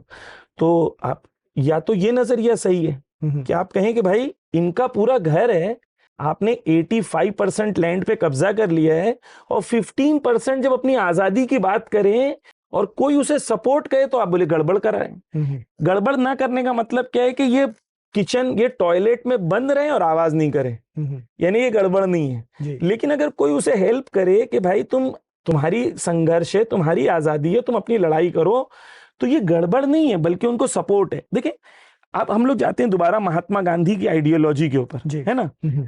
आप कहते हैं गड़बड़ की आइडियोलॉजी है, तो महात्मा गांधी की भी तो यही, मैं नहीं कहता, ये आरोप लगता है, ये ईरान पे आरोप। आपसे मुराद व्यूअर्स, मैं यूरोप कहता है ये बात, पश्चिम कहता है, इसराइली आरोप लगाता है कि सारी जड़ इस ईरान को खत्म करो, ईरान को होना ही नहीं चाहिए। इसराइल के यही बयान रहते हैं। ईरान जिस दिन खत्म हुआ या कमजोर हुआ या यहाँ रिजीम बदली, उनकी पूरी कोशिश है, अभी भी 12 दिनों की जंग के दौरान ये कोशिश थी कि ये रिजीम बदल दो तो सारी गड़बड़ी खत्म हो जाएगी। यही होता है जी। देखिए, आपसे मुराद ये जो लोग सवाल कर रहे हैं, तो ये बंद कर, जिनको अरेस्ट किया गया, एक मैं आपके 2 मिसालें देता हूँ। एक पैलेस्टाइन है ठीक है, जहां पर जो हम नहीं कह रहे, वेस्टर्न फिलोसोफर्स हैं, ज्यूइश एकेडमिशियंस हैं, हिस्टोरियंस हैं, एलन पेपे हैं, रॉबर्ट फिंकलस्टाइन हैं, ये लोग जो बड़े बड़े वेस्टर्न एकेडमिशियंस हैं, वो सारे लोग कह रहे हैं कि जो इजराइल कर रहा है, ऐसा नहीं है कि पैलेस्टाइन अगर रेजिस्टेंस नहीं दिखाएगा तो इन लोग बहुत शरीफ लोग हैं, नहीं। 7 अक्टूबर से पहले ही 10,000 से ज्यादा इनके आम इंसान उनकी जेलों में बंद थे, जिनका कोई ऑफिशियल रिकॉर्ड नहीं था जी। तो ऐसा नहीं है कि जो ये तस्वुर जो हमारे व्यूअर्स के लिए कि गड़बड़ नहीं थी और ईरान गया तो गड़बड़ हो गई, ऐसा नहीं है। वो लोग अपनी आजादी के लिए लड़ रहे थे। ओके, इसके अभी मैं आपको 2 मिसालें देता हूं, फिर महात्मा गांधी की भी मिसाल देता हूं ताकि हमारे व्यूअर्स के लिए क्लियर हो जाए आइडियोलॉजिकल पर्सपेक्टिव। तो यस, ईरान रूट कॉज है पैलेस्टाइन में, लेकिन रूट कॉज का मतलब आइडियोलॉजिकल रूट कॉज है। ईरान कहता है तुम्हारा हक है सामने वाले के सामने सर नहीं झुकाओ, सर कट जाएगा चलेगा, सर नहीं झुकाओ। ये आइडियोलॉजी है ईरान की, और ईरान खुल के कहता है कि हम इस आइडियोलॉजी को सपोर्ट करते हैं। वो अपनी आजादी की जंग लड़ रहे हैं, उनको आजाद होना चाहिए। मैं आपको ले जाता हूं इंडिया के लिए, ठीक है। ये कहते हैं नामुमकिन है, क्यों नामुमकिन है? क्योंकि यूनाइटेड नेशन में इजराइल है, यूनाइटेड नेशन ने मान्यता दे दी है ना? बिल्कुल। तो अब वर्ल्ड वॉर से पहले, यूनाइटेड नेशन से पहले एक चीज होती थी जिसे कहा जाता था द लीग ऑफ नेशन, है ना? The league of nation United nation से पहले था। उसमें इंडिया को कहा गया था कि इंडिया क्या है? इंडिया ब्रिटिश कॉलोनी है, ठीक है। तो उस टाइम पे पूरी दुनिया ने मान लिया था कि इंडिया क्या है? ब्रिटिश कॉलोनी है। तो क्या इंडिया को अपनी आजादी छोड़ देनी चाहिए थी, संघर्ष छोड़ देना चाहिए था? इंडिया को पता है हमारी जमीन पर ब्रिटिश ने कब्जा किया है जी। अब हम लड़ेंगे, हम अपनी दुनिया क्या बोलती है वो एक सेकेंडरी चीज है, हमारी जमीन पे कब्जा है तो हम आजादी की जंग लड़ रहे हैं जी। अब महात्मा गांधी ने इसी आजादी को सपोर्ट किया। महात्मा गांधी का स्टेटमेंट क्या है? महात्मा गांधी कहते हैं पूरा Palestine belongs to the Palestinians, यानी ये नहीं कहा कि इजराइल एक अलग कंट्री, नहीं, उन्होंने कहा फलस्तीन फलस्तीनियों का है जिस तरीके से इंग्लैंड इंग्लिश का है या फ्रांस फ्रेंच का है। तो ये भी तो जिद वाली बात हो गई जी। महात्मा गांधी को ऑप्शन दिया गया था कि भाई इजराइल को एक्सेप्ट कर लो, महात्मा गांधी ने कहा नहीं एक्सेप्ट करूंगा। क्यों? इसको जिद नहीं कहते, इसको कहते हैं आइडियोलॉजी। जब आप एक ऐसे मुल्क हैं जिन्होंने एक ऑक्यूपेशन को एक काबिज ताकत से लड़ के अपने आप को आजाद किया है, तो आप फलस्तीन की आजादी बेहतर समझते हैं। क्यों? क्योंकि वो लोग भी वही संघर्ष कर रहे हैं जो हमने हिंदुस्तान में संघर्ष किया था, जो हमने आजादी की लड़ाई लड़ी थी। तो महात्मा गांधी की भी आइडियोलॉजी ये है, ईरान की भी आइडियोलॉजी ये है, नेल्सन मंडेला की भी। जो भी क्रांतिकारी लोग होंगे सारे, नेल्सन मंडेला ने क्या कहा, उनकी वीडियोस देखें, बहुत अजीब चीज है, मैं आपको बताता हूं। नेल्सन मंडेला आयतुल्ला खामेनेई से मिले। एक वीडियो हमने भी दिखाया था, वो वीडियो एक बार। जी जी, बहुत इंटरेस्टिंग है कि आयतुल्ला खामेनेई ने बाद में एक वीडियो में इसको एक्सप्लेन किया कि जितने भी क्रांति दुनिया में हुई है, सारी क्रांति जो होती है वो एक दूसरे से इंस्पायर होती है। जी। आयतुल्ला खामेनेई ने एक किताब लिखी है, the role of Muslims in Indian freedom struggle. आपके लिए ताज्जुब होगा जी। महात्मा गांधी आयतुल्ला खामेनेई जो हैं वो बार बार जवाहरलाल नेहरू की किताब जो है उसको कोट करते हैं, जो उन्होंने वर्ल्ड के ऊपर लिखी है, हिस्ट्री के ऊपर। आयतुल्ला खामेनेई अपने आप को इंडिया का हिस्ट्री का एक्सपर्ट बोलते हैं, कहते हैं मैंने इंडियन हिस्ट्री को डिटेल में पढ़ा है। क्यों? वो एक्सप्लेन करते हैं, क्योंकि हम लोग इंडिया फ्रीडम कब हासिल किया? इंडिया ने 1947 में जी। तो आयतुल्ला खामेनेई कहते हैं कि हमने इंडियन फ्रीडम स्ट्रगल को स्टडी किया और उसके पॉजिटिव पॉइंट्स को 1979 के रेवोल्यूशन में अप्लाई किया ईरान में, है ना। ये उन्होंने, वो कह रहे मैंने स्टडी किया जी। नेल्सन मंडेला आए आयतुल्ला खामेनेई से मिलने के लिए, क्योंकि देखिए पहले इंडियन रेवोल्यूशन हुआ, फिर इरानियन रेवोल्यूशन हुआ, फिर उसके बाद साउथ अफ्रीका में रेवोल्यूशन हुआ। जब आयतुल्ला खामेनेई से नेल्सन मंडेला मिलने आए तो नेल्सन मंडेला को आयतुल्ला खामेनेई ने कहा, या इमाम खोमेनी ने कहा कि आपका रेवोल्यूशन जो है ना वो कामयाब तब होगा जब आपके लोग आपके साथ होंगे। आपके लोग जब तक आपके साथ नहीं है और आपके लोगों में जान देने का जज्बा नहीं है, जब तक कामयाब नहीं होगा। तो नेल्सन मंडेला ने उसके इमाम खोमेनी से मिलने के बाद, आयतुल्ला खामेनेई से मिलने के बाद अपनी पूरी स्ट्रैटेजी साउथ अफ्रीका के रेवोल्यूशन की चेंज की। इसलिए जब साउथ अफ्रीका में रेवोल्यूशन आया और नेल्सन मंडेला आयतुल्ला खामेनेई से मिलने आए, तो वीडियो आप प्ले भी कर सकते हैं चाहे तो। वो वीडियो में वो कह रहे हैं कि यू आर माई लीडर। बिल्कुल। क्यों कह रहे हैं you are my leader Ayatollah Khamenei को? बिकॉज वो ये कह रहे हैं कि हमारे जो रेवोल्यूशन आया था जी, उस रेवोल्यूशन में आपका रोल है, क्योंकि आपने हमें एक अपने 1979 रेवोल्यूशन का लेसन हमें सिखाया, वो हमने वहां पर अप्लाई किया जी। तो दुनिया में जितने दो किस्म के लोग हैं, या क्रांतिकारी लोग हैं जिन लोग संघर्ष करते हैं, स्ट्रगल करते हैं, दुनिया के सामने, जालिमीन के सामने झुकते नहीं है। अब वो पूरी इंडियन फ्रीडम स्ट्रगल लें, चाहे महात्मा गांधी को लें, चाहे सुभाष चंद्र बोस को लें, चाहे वीर साहब, मतलब जितने भी इंडिया के फ्रीडम स्ट्रगल के लोग हैं, उन लोगों की आइडियोलॉजी ये थी। ईरान की भी यही आइडियोलॉजी है, पैलेस्टाइन की भी यही आइडियोलॉजी है। हम इन्हें एक्सट्रीमिज्म नहीं कहें, जो नजरिया है वो ये है कि पूरा पैलेस्टाइन एक पैलेस्टाइन होना चाहिए जी। वहां के मूल के जो लोग हैं, चाहे वो ज्यूज हो, चाहे क्रिश्चियंस हो, चाहे मुस्लिम्स हो, सबको इक्वल राइट्स हो, सब मिलके एक ऐसी गवर्नमेंट बनाए जो उनका रेफरेंडम हो, वो अपने मुताबिक एक गवर्नमेंट को बनाए। वेस्ट उनके लिए डिसाइड नहीं करेगा जी, कोई और उनके लिए, ईरान उनके लिए डिसाइड नहीं करेगा, वो खुद अपनी एक गवर्नमेंट बनाए जो एक इंडिपेंडेंट गवर्नमेंट होगी। क्या ये एक्सट्रीमिज्म है? क्या ये जिदबाजी है? नहीं, इक्वल राइट्स रखें आप हर इंसान के लिए। ये उनका एक मुतालिबा है, उनकी डिमांड है, और ये एक जायज़ डिमांड है। और हमें तमाम इंसानों को, चाहे वो किसी भी मजहब के से ताल्लुक़ रखते हो, मैं आपको इनवाइट करूंगा अपने व्यूअर्स को कि पढ़ें पैलेस्टाइन के बारे में।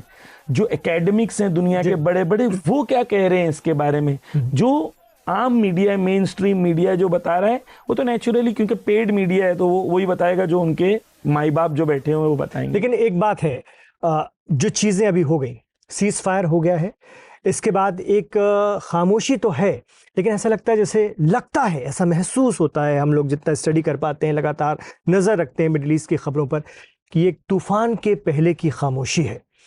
आगे क्या हो सकता है? आप तो लगातार इस पर रिसर्च करते हैं, स्टडी करते रहते हैं, और ईरान भी अपनी जंगी तैयारियों को अंजाम देता ही रहा है, वो रुका नहीं है।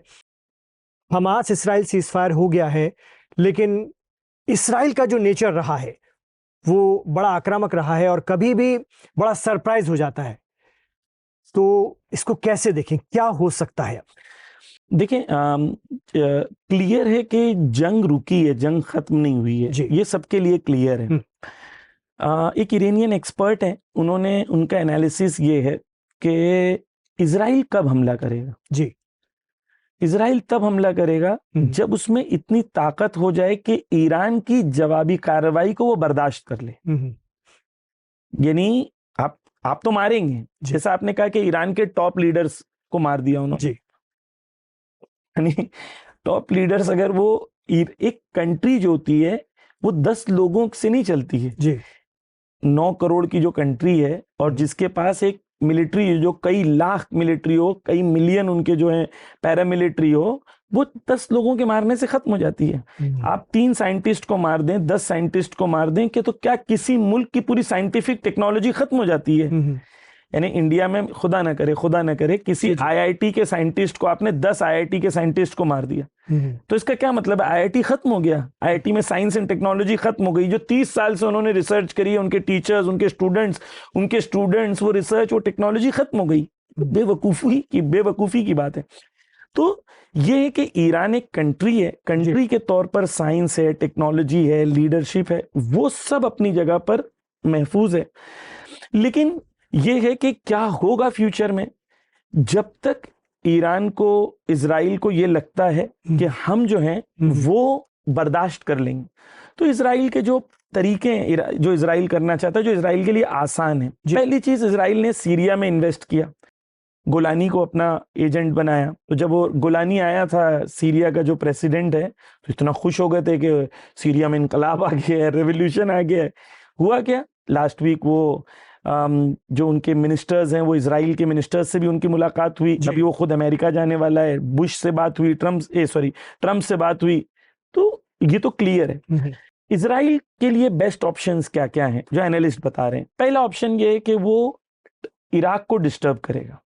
इराक में जहां पर वो एरियाज जहां पर आईसिस था, क्योंकि गोलानी यहीं से गया था इराक से, अगर ये प्रॉब्लम हो जाता है, और ये ईरान और इराक दोनों जानते हैं कि ये हो सकता है, और इसके ऊपर उन लोग काम करेंगे। अभी बीच में एक डील भी की है उन्होंने सरहद को लेकर के, अपनी बॉर्डर सिक्योरिटी को लेकर, इराक और ईरान के बीच, कि हम लोग सारी चीज़ों को शेयर करेंगे और बहुत स्ट्रांगली अपनी अपनी सरहदों की हिफाजत करेंगे, क्योंकि ये खदशा तो है कि इराक के जरिए ईरान तक पहुंचने की कोशिश, वो बॉर्डर्स पर अगर टेंशन हो जाए और वहां पर जंग शुरू हो जाए, तो ईरान इराक में इन्वॉल्व हो जाएगा। तो ये एक प्रॉब्लम है। दूसरा प्रॉब्लम है लेबनान, क्योंकि लेबनान एक ताकत थी, और लेबनान की भी हिस्ट्री है कि लेबनान अपने आप को पैलेस्टाइन, इजराइल को भगाता है 1985। तो वही मेरा सवाल है। देखिए, वही तो हम बात कर रहे हैं कि अब आगे क्या, इसराइल, जैसा कि इल्जाम लग रहा है और दिख भी रहा है कि इसराइल ने या उनके साथियों ने अपना काम करना शुरू कर दिया लेबनान में हिजबुल्लाह को कमजोर करने। आज हिजबुल्लाह पर प्रेशर है कि आप हथियार डालिए, इराक पर भी दबाव आ रहा है, ठीक है, और यही वजह है कि ईरान को वहां एक्टिव होना पड़ा। लेबनान में भी भागे भागे गए ईरान के प्रतिनिधि, खामनेई साहब के प्रतिनिधि, और चीज़ों को समझाने की कोशिश की वहाँ की गवर्नमेंट को, लेकिन वहाँ की गवर्नमेंट पे भी प्रेशर, मतलब हर तरफ से एक फिर घेरने की तैयारी हो रही है। तो वही है, ये तूफान वहां गजा में थमा है, लेकिन ये शांति बहुत लंबे वक्त की नहीं दिखती। हाँ, जंग, देखिए जंग, मैं यही कह रहा हूँ कि जंग तो खत्म नहीं हुई, जंग जारी है। उसके मोड बदले हैं जंग के। इकोनॉमिक जंग अलग है, पॉलिटिकल अलग है, डिप्लोमेटिक अलग है, एथिकल अलग है। यमन में अंसारुल्लाह भी कुछ कमजोर पड़े हैं, बहुत हमले हुए उन पर भी, हालांकि वो करते रहे। देखिए, ये कमजोर होना, आप कभी देखिए, कमजोर क्या होता है कि इंसान किसी चीज से कंपेयर करता है तो कहता है मैं कमजोर हुआ या ताकतवर हुआ। आप अंसारुल्लाह के 30 साल पहले देखेंगे तो अंसारुल्लाह आज बहुत ताकतवर है। अंसारुल्लाह के 20 साल पहले देखेंगे तो आप कहेंगे अंसारुल्लाह बहुत ताकतवर है। 10 साल पहले देखेंगे तो कहेंगे अंसारुल्लाह बहुत ताकतवर है। हाँ, 2 साल पहले देखेंगे तो आप बोलेंगे हाँ थोड़े से कमजोर हुए। लेकिन आप हम लोग क्यों टाइम बबल में देख रहे हैं? वो ऐसे नहीं देख रहे हैं, वो देख रहे हैं 20 साल पहले तो अब्दुल मलिक अल हूसी के जो फादर थे, बदरुद्दीन अल हूसी, उनको एक पहाड़ के ऊपर घेर के उनके साथियों के साथ 20 दिन भूखा प्यासा रख के मारा गया था। ये इतने कमजोर थे। आज कहां पर है वो? आप कमजोरी जो देख रहे हैं वो ऐसा वेस्टर्न ये नजर है कि वो कमजोर हो गए, वो कमजोर हो गए। नहीं, अभी भी वो मार रहे हैं, अभी भी लड़ रहे हैं। हाँ, कंपैरेटिवली जब जंग होगी, आपको 2 पंच लगेंगे, तो आपने भी 2 पंच मारा है, तो आपको दर्द तो होगा, जख्म तो होगा, ये नहीं डिनाई कर रहे हैं कि जख्म नहीं है, लेकिन आप कंपैरिजन कौन से फेज से कर रहे हैं वो इंपॉर्टेंट है। तो यमन हो गया, अंसारुल्लाह हो गया, ये लोग, इजराइल की स्ट्रैटेजी ये है कि ईरान को अलग अलग जगह इन्वॉल्व कर दे। यहां पर इजराइल खुद नहीं लड़े, सीरिया के थ्रू लेबनान में हमला कराए। सीरिया का बॉर्डर है और वहां पर शिया सुन्नी रंग देने की कोशिश करे जी। और कि हमारी पब्लिक इमोशनल है, रैशनल तो है नहीं, अक्ल से सोचती नहीं है। तो हमारी कौम क्योंकि इमोशनल है, शिया सुन्नी मसले में फंस सकती है।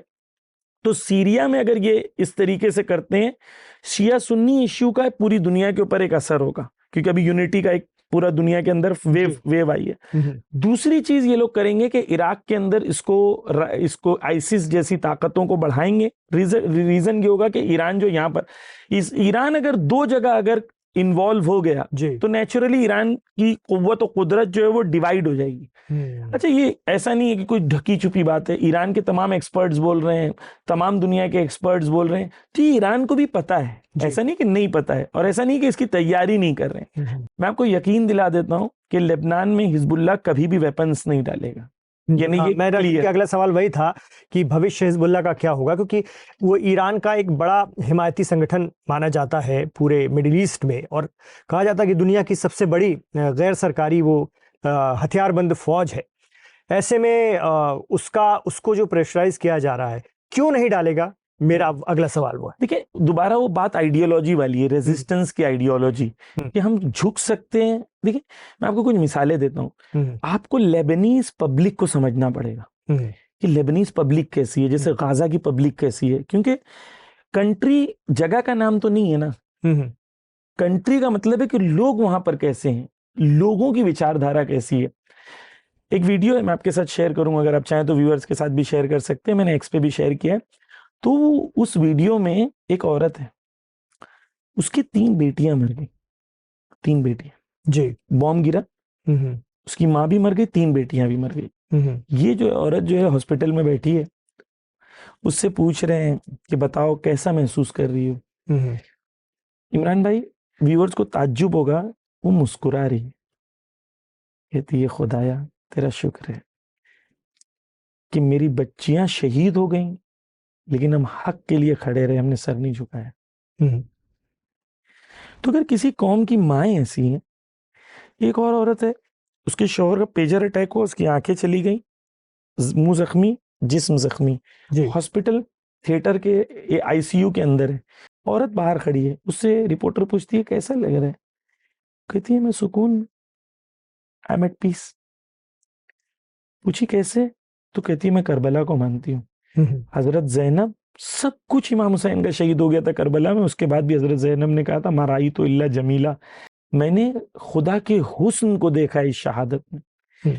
तो अगर एक पूरी कौम की ऐसी आइडियोलॉजी हो जाए, जहाँ की औरतें, जहाँ के बच्चे, जहाँ के जवान के हम सर कटा सकते हैं लेकिन झुका नहीं सकते, ये कौम कभी भी झुकेगी नहीं। तो मतलब आप ये कहना चाह रहे हैं कि लेबनान में हिजबुल्लाह को पब्लिक सपोर्ट है और वो नहीं हथियार डालेगा। लेकिन देखिए, हथियार नहीं डालेगा तो फिर एक नया क्राइसिस नहीं खड़ा हो जाएगा, उसको जबरदस्ती की जाएगी या अटैक होगा, उसको भी कहीं ना कहीं अपने एक तरह से उसको जंग में उलझाया जाएगा, नुकसान करने की कोशिश की जाएगी, जोर जबरदस्ती की जाएगी।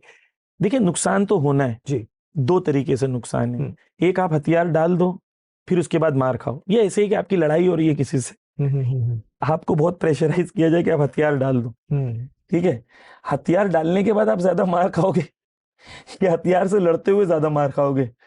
तो क्लियर है ना जी कि अगर हथियार डाल देंगे तो क्या होगा जी, इजराइल छोड़ेगा। इजराइल ने कौन से वादे पे आज तक भरोसा अमल किया है? सीज फायर होने के बाद 1020 बार उसने अभी तक हमला कर चुका है, सीज फायर होने के बाद, लेबनान और इजराइल के सीज फायर के बाद। तो आप तो भरोसा नहीं कर सकते, क्योंकि दुश्मन कोई, उसके एथिक्स और मोरालिटी की कोई वैल्यू नहीं है। तो एक ऐसा मुल्क है जहां पर कोई एथिक्स और मोरालिटी नहीं है, उसके सामने हथियार डाल देना या उसके कोई भी वादों पे भरोसा करना बेवकूफ़ी के सिवा कुछ चीज नहीं।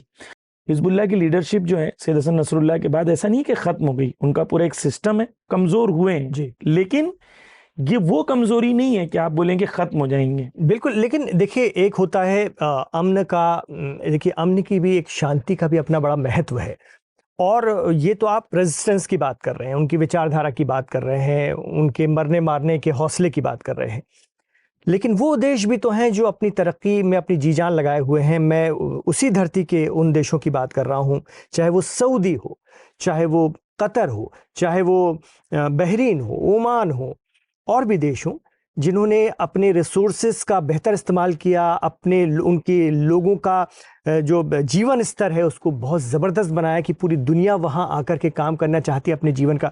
और हमने देखा, वो कहें ना कहें, लेकिन उनके एक्शन से समझ में आता है कि वो इन सब पचड़ों में पड़ना नहीं चाहते। या जैसे गज़ा पर जिस तरह का हुआ, तो हमने देखा कि ये जितने भी ये देश थे, अरब देश जो बहुत अमीर हैं और सो कॉल्ड इसमें से इस्लामिक भी हैं, उन्होंने चुप्पी साध रखी थी, इसराइल को अपना काम करने दिया। लेकिन जब वहाँ पर पुनर्निर्माण की बात शुरू हुई, रीडेवलपमेंट की बात शुरू हुई, तो पैसा लगा रहे हैं, वो आगे आगे होंगे। तो क्या इस तरह की शांति का भी अपना महत्व नहीं है कि सब चैन से रहें, सब सुकून से रहें और एक दूसरे को मान्यता दें और आगे बढ़ें, जैसा कि अब्राहम अकॉर्ड के जरिए कुछ अरब मुल्कों ने कर भी दिया है इसराइल के साथ में। ये इस तरह की शांति को आप कैसे देखते हैं, या ये शांति ज्यादा स्थायी नहीं है? देखिए, शांति का ये बिल्कुल इसकी एक और मिसाल ये है कि शांति हिजबुल्लाह लुबनान के लिए ये है कि भाई हमारी ज़मीनों पे आप कब्जा कर लो। इसराइल ने 1985 में बेरूत के बॉर्डर तक पूरा जो साउथ लेबनान है जी, वो इसराइल ने कब्जा कर लिया था।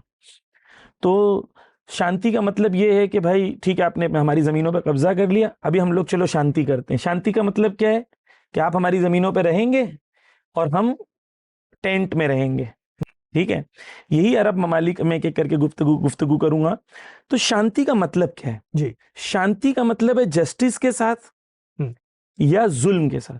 जी, अगर शांति का मतलब यह है कि भाई हाँ शांति भी है, जस्टिस भी है ना, तो वहां पर शांति होनी चाहिए। डेफिनेटली शांति की अहमियत है। मसलन खुदा ने बार बार कुरान में कहा है कि मसलन पीस जो है वो असल है, अदलो इंसाफ, लेकिन बगैर अदलो इंसाफ के नहीं है, यानी।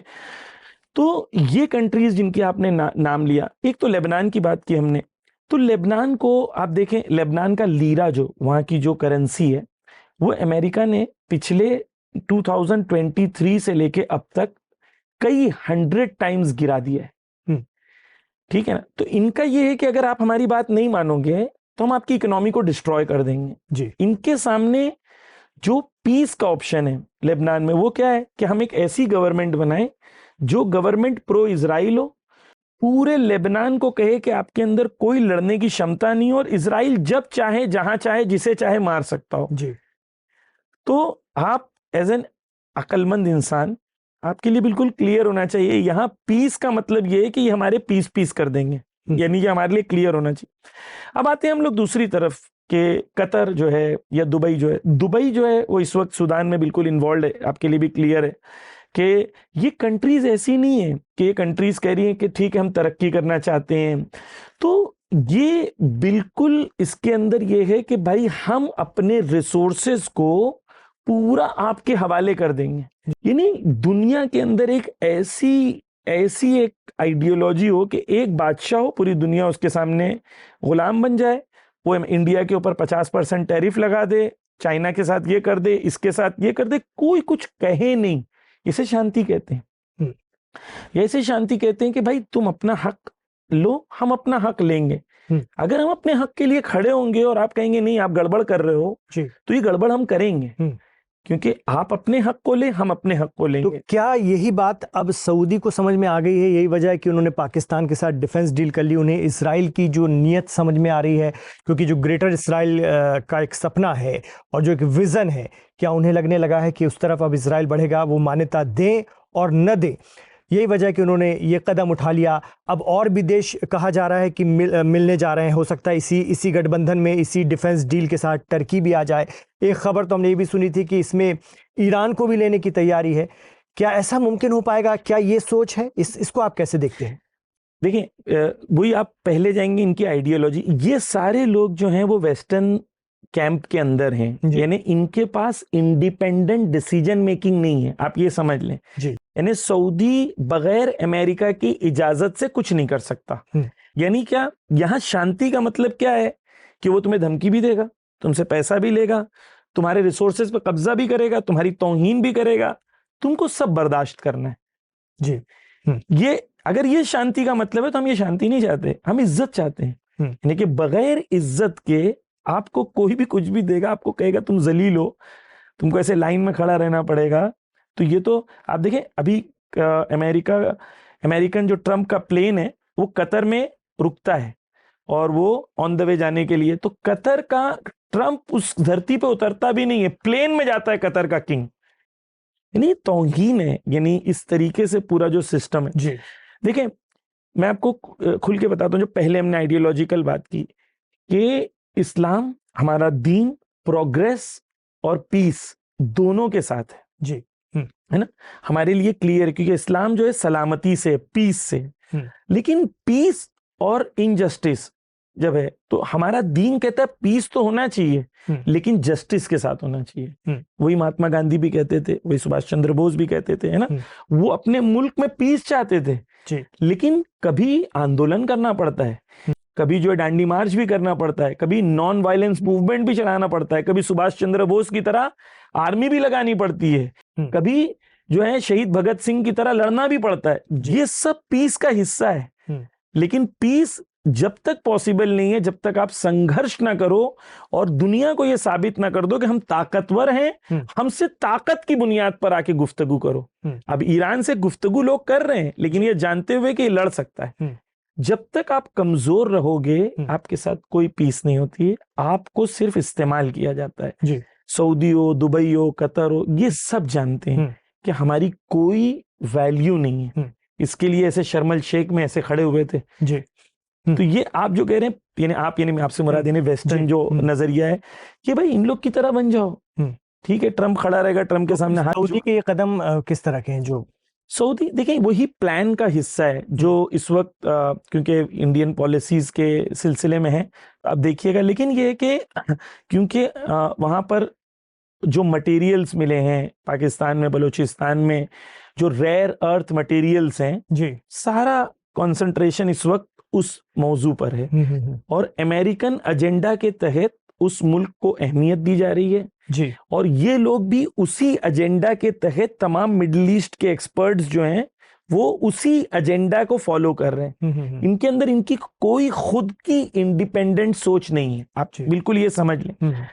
आप अब्राहम अकॉर्ड की बात कर रहे थे, देखिए अब्राहम अकॉर्ड हुआ, आप इसको मैंने रिसर्च किया था, अब्राहम अकॉर्ड जब हुआ था तो जितने मुल्क इजराइल के साथ जिन्होंने अब्राहम अकॉर्ड साइन किया था सब मुल्क ने इजराइल से वेपन्स खरीदे उतने ही पीरियड में जी, और बिलियंस ऑफ डॉलर के वेपन्स खरीदे गए। तो अब्राहम अकॉर्ड से किसको फायदा हुआ? इजराइल को फायदा हुआ या इन मुल्कों को फायदा? इन मुल्कों को क्या फायदा हुआ? मुझे एक फायदा बताएं, इन मुल्कों को क्या फायदा हुआ? इनकी आवाम इनसे नफरत करने लगी, इन लोगों ने अपने अपने पैसे दिए, वेपन्स खरीदे जो वेपन्स कभी इस्तेमाल नहीं होते इनके। कतर पे दोहा में इजराइल बॉम्ब मारता है उनकी इजाजत के बगैर। जब ईरान मारता है तो जो है अमेरिकन बेसेस जो है हमला करते हैं और उसको रोकते हैं, लेकिन इजराइल मारता है तो कोई कुछ नहीं करता। इनकी आप मुझे बताएं इनकी औकात क्या है? यानी कि आप ऐसे मसलन आपसे मुराद ऐसे ये लोग वो हैं जिनको कोई भी आए तमाचा मार के चला जाए। मैं एक मिसाल देता हूं, एक हमारे सीनियर उन्होंने मिसाल दी थी, बहुत खूबसूरत मिसाल है। वो कहते हैं एक गांव था, उस गांव में लोग बहुत आलसी थे, लेजी थे जी, और तो बादशाह चाहता था कि हमारे लोग जागरूक होने चाहिए, उनके अंदर एनर्जी होना चाहिए, मेहनत करनी चाहिए। तो वो कहता है कि भाई कैसे जागरूक करें? तो कोई उनका मंत्री होता है, वजीर होता है, वो एक आइडिया देता है कि भाई एक चेक पोस्ट लगा दो और हर आदमी को कहो कि जो भी इस चेक पोस्ट से गुजरेगा ना उसको 10 जूते मारूंगा मैं। ठीक है, तो चेक पोस्ट पे लाइन लगने लगी, जो भी काम पे जाता था उसको 10 जूते मारते थे। तो इन लोगों ने एक आंदोलन किया और कहा कि भाई, बादशाह ने कहा चलो भाई हमारी कौम जो है जागरूक हो गई है, आंदोलन कर रही है, अच्छी बात है। तो उनको बुलाया बात करने के लिए, अच्छा बताओ क्या बात है तुम्हारी? वो जो उनकी तरफ से लोग आए थे ना, उन्होंने डिमांड ये लेके आए थे कि हम लोग जब काम पे जाते हैं तो लाइन लंबी लगती है, तो जब मार खाते हैं तो टाइम बहुत लगता है, तो इसके बजाय कि आपने कम चेक पोस्ट बनाए हैं, आप ज्यादा चेक पोस्ट बना दो ताकि हम मार तो खाएं लेकिन जल्दी काम पे पहुंच जाए। यानी ये डिमांड नहीं है कि हमें जस्टिस चाहिए जी, हमारी कौम की भी ये मुश्किल है। पीस जो है वो पॉसिबल नहीं होता जब तक जस्टिस ना हो, क्योंकि आपने एक बार इनजस्टिस को एक्सेप्ट कर लिया ना, तो जो पीस के नाम पर आ रहे हैं ना, उनके कदम कभी रुकते नहीं है, जंगल के शेर की तरह, जंगल के जंगली जानवरों की तरह। एक चीज के बाद दूसरी, फिर तीसरी, फिर चौथी। Resistance is the only way to stop them. जब उन्हें लगने लगे कि हम मारेंगे तो हमारा भी नुकसान होगा, चाहे हम 10 मारे हमारा एक नुकसान होगा, लेकिन जब तक उन्हें नहीं लगेगा कि हमारा एक नुकसान होगा, जब तक वो आगे बढ़ते रहेंगे। रेजिस्टेंस लेकिन ईरान में, आप चूंकि ईरान में ही हैं, वहां की जनता भी क्या ऐसा ही सोचती है? क्योंकि जनता की भी एक सहन शक्ति होती है, एक सीमा होती है, और 40-45 सालों से एक उसी तरह का माहौल, क्या जनता में भी उस तरह की बगावत है अब कि अब ये बस होना चाहिए, ख़त्म होना चाहिए, और हमें भी दुनिया के साथ जिस तरह से बाकी दुनिया चल रही है चलना चाहिए? जनता का क्या, एक समाज का क्या रिएक्शन होता है? देखिए, हर टाइप के लोग हर कंट्री में रहते हैं, यानी और अमेरिका जो है वो 22 वेस्टर्न कंट्रीज 22 पर्शियन लैंग्वेज में चैनल्स चलाते हैं जी, ताकि ईरान की ऑडियंस के ऊपर वो पर्शियन लैंग्वेज में अपनी बातों को, उनके जहन को वैसे बना सकें। तो ईरान में एक ऐसे टाइप के लोग हैं जो ये कहते हैं कि अमेरिका से हमारी दुश्मनी जो है हमारी वजह से है जी, कि हम जो हैं, जैसे कहते हैं कि बहुत जिद्दबाज हैं या इस टाइप के नजरिए के, और अमेरिका से आप हंस के रहो तो कोई प्रॉब्लम ही नहीं है, ठीक है। तो इसका जवाब जो देते हैं ईरान में जो एक्सपर्ट्स हैं, वो कहते हैं ठीक है, आप कंट्रीज के एग्जांपल्स ले लो, इजिप्ट ले लो जी, इजिप्ट अमेरिका के साथ अच्छे रिलेशंस हैं जी, वो ज्यादा तरक्की कर रहा है या ईरान ज्यादा तरक्की कर रहा है? ईरान के अंदर ज्यादा साइंटिस्ट हैं या इजिप्ट में ज्यादा साइंटिस्ट हैं? जी, आप मिसाल ले लो टर्की की। टर्की तो यूरोप के साथ भी यूरोप का हिस्सा बनना चाह रहा है। आप देखें टर्की और ईरान को कंपेयर करें जी, तो ये नजरिया कि पूरी दुनिया के साथ जो लोग मिल के चल रहे हैं वो बहुत प्रोग्रेसिव हैं। मिसाल के तौर पर कतर की मिसाल लेते हैं आप। कतर छोटी सी कंट्री है, कतर की पॉपुलेशन बहुत कम है, कतर के पास रिसोर्सेज ज्यादा हैं, लेकिन कतर के पास खुद का कुछ नहीं है, ना खुद की मिलिट्री पावर है, ना खुद के पास टेक्नोलॉजी है, खुद की कार नहीं है। कतर के पास खुद का क्या है? कल को अमेरिका बोले और यूरोप बोले कि हम कुछ नहीं बेचेंगे, तो कतर का क्या होगा? जी, तो ये कंट्रीज जो हैं, मिसाल के तौर पर मक्का है, खाने काबा है। खाने काबा किसने बनाया? जो उसके अंदर इंफ्रास्ट्रक्चर है, मुसलमानों ने बनाया या वेस्ट ने बनाया? यानी आप इतने मजबूर हैं कि आपके पास इतने इंजीनियर्स नहीं है कि आप खुद अल्लाह के घर को क्यों जर्मन कंपनी बना रही है।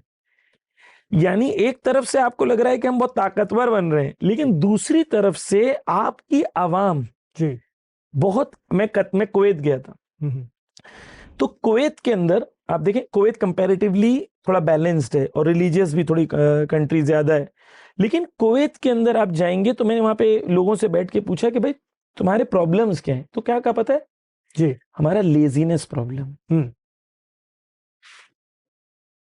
कोई कंट्री के पास पैसा हो लेकिन इल्म ना हो, नॉलेज ना हो, एक्सपर्ट्स ना हो, इंजीनियर्स ना हो, साइंटिस्ट ना हो, तो वो कंट्री की पूरी बागडोर किसके हाथ में? गैरों के हाथ में।